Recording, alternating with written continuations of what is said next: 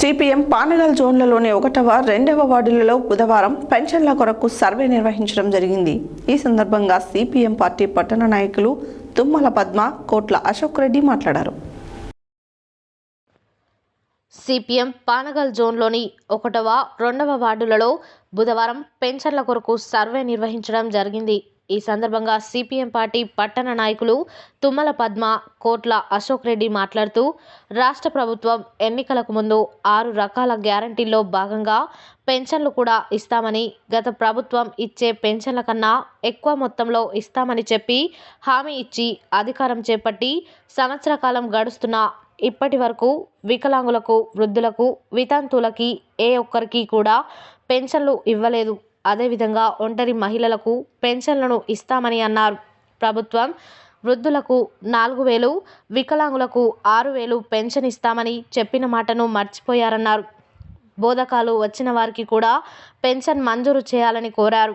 దరఖాస్తు చేసుకొని 3 సంవత్సరాలు గడిచిపోతున్నా ఇప్పటి వరకు ప్రభుత్వం పెన్షన్ మంజూరు చేయకపోవడం వలన వృద్ధులకు వృద్ధాప్యంలో అనేక ఆరోగ్య సమస్యలు వస్తున్నా కొడుకులు, కూతుళ్ళు పట్టించుకొని వారికి పింఛన్ రాక తీవ్రంగా ఇబ్బంది పడుతున్నారు.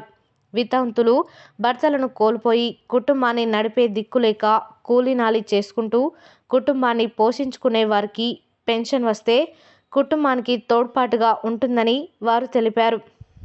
ఈ కార్యక్రమంలో సిపిఎం పట్టణ నాయకులు మైల యాదయ్య, గుండాల నరేష్, ఆకిటి లింగమ్మ, రుద్రక్ష, యాదయ్య, బాలయ్య, పిచ్చమ్మ, వెంకటయ్య, లింగమ్మ, భారతమ్మ, పద్మ, పిచ్చమ్మ, వెంకటయ్య, నరసింహ, ఎల్లయ్య, నాగమ్మ, భిక్షమయ్య తదితరులు పాల్గొన్నారు.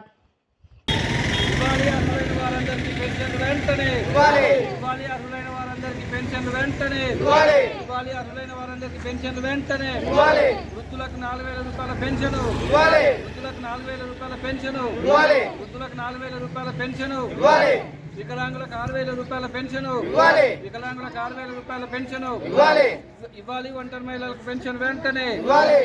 ఒంటరి మహిళలకు పెన్షన్ వెంటనే ఇవ్వాలి. ఒంటరి మహిళలకు పెన్షన్ వెంటనే